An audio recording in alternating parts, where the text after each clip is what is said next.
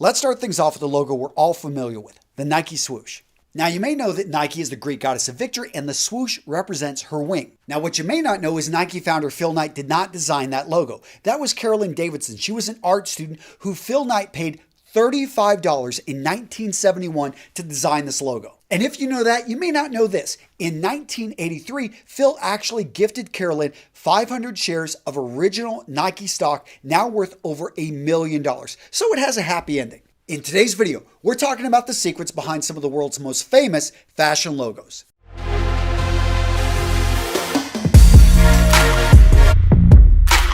Next up on our list, the Versace logo. So the Versace logo starts with the founder, Gianni Versace, and his fascination with Greek mythology. So Versace grew up in a historically significant city in Greece where he was surrounded by ruins. Apparently he's going through one of the ruins and on the floor he sees this amazing mosaic of Medusa, and this inspires him. Now, if you know your Greek mythology, you know that Medusa was a very beautiful woman that apparently really upset a god, and she basically turned Medusa into this monster with the snake for hairs. Basically, upon Medusa gazing on you, and if you locked eyes, all of a sudden you were turned to stone. So why would Versace use a Greek monster in his logo? Because he wanted to create clothing that whenever you saw it, you would stop in your tracks. You would freeze because the clothing is so amazing. Not that it's going to turn you to stone, but you aren't going to be able to look away. Now, I don't know about you guys, but I absolutely love this one. I love the history. I love the story behind it. And as we're making our way through all these logos, let me know down in the comments which one is your favorite. Next up, we've got the Rolex crown. Now, most people recognize the Rolex crown, especially in the watch world, when they see it,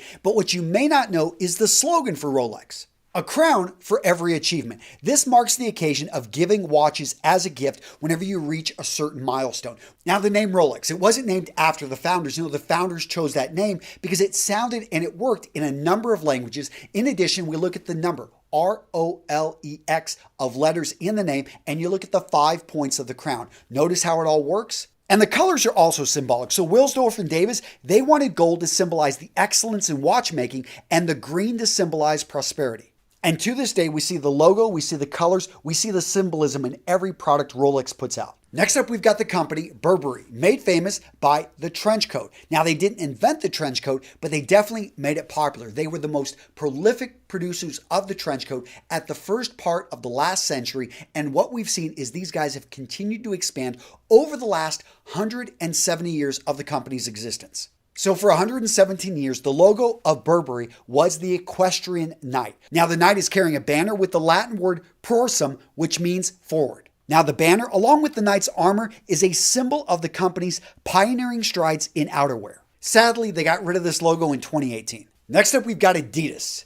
Now, many people believe Adidas stands for All Day I Dream About Sports. As nice as that sounds, that's not the case. The word Adidas comes from the founder's name, Adolf Dassler. Now, the original Adidas logo simply had 3 stripes. And in fact, the slogan of the company was the company with 3 stripes. Now, in 1972, Adidas broke into clothing and they wanted to bring in a new logo. That's when we saw the introduction of the trefoil. And then in the 1990s, we see the mountain 3 stripes. Now, the mountain represents the climb, though going after your goals that every athlete has to overcome. Next up, we've got Levi's. And it's important to note that Levi's was founded in 1873, but up till 1928, it was known as the two-horse brand. What's going on here? The idea was most people that were buying Levi's in the 1870s, 1880s, they were illiterate. And the founders of the company wanted to show just how tough these pants were. So the symbol were 2 horses basically trying to tear a pair of pants apart. What was key about these pants were the rivets. Basically, they had reinforced metal parts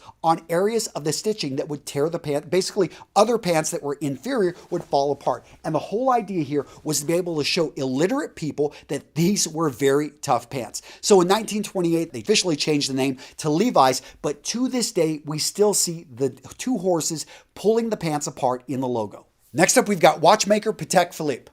So this renowned watchmaker's logo is a cross made up of 4 fleur-de-lis. So apparently this is the symbol of the Knights of Calatrava, an order that fought in the Crusades during the 12th century. So apparently these guys took their vows to always wear their armor so they would be battle ready. And another interesting fact related to this is the founder of Patek Philippe apparently was a Polish Catholic, and he wanted to institute Catholic rule in Poland, and he used this symbol on his company to basically express that. And apparently it got him some recognition because in 1865, Patek was knighted. Next up, we've got Tommy Hilfiger. Now with the Tommy Hilfiger logo, what we see is a very preppy, nautical type of look. So apparently the white and red in the logo is a flag symbol for the letter H, H standing for Hilfiger. And the addition of the blue basically goes towards the preppy, maritime style and the all-American feel. Next up, we've got the Lacoste crocodile. And if you've ever bought a polo shirt or a tennis shirt, you've seen this logo. So the story with this logo began over 100 years ago with a tennis player named René Lacoste. This guy was very smart. Not only was a great tennis player, but he was a smart businessman. And he understood, okay, my tennis career is going to end. He started to have an impact, like many modern day athletes, on style, on image, and he started to dress down. He started to wear things on the tennis court that other people hadn't. One of them was a very comfortable shirt that became known as the tennis shirt and then the polo shirt. So Lacoste, being a smart businessman, understood the importance of branding. He took his on-court nickname, the crocodile, and he transferred that into a logo, into his shirts, and 100 years later, an amazing company. Now let's talk about the Michael Jordan Jumpman.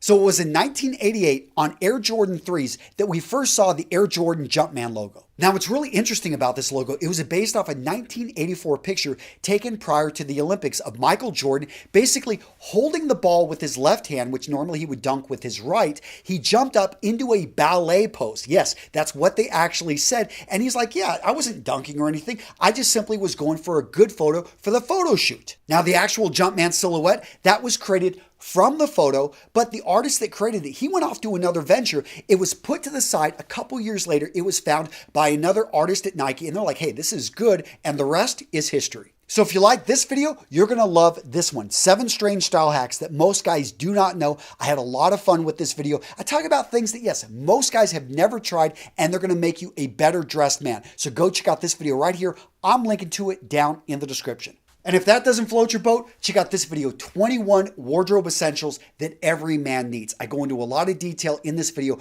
I break out the wardrobe essentials. If you're just getting started, if you're rebuilding your wardrobe, you're going to want to check out this video. I will link to it down in the description.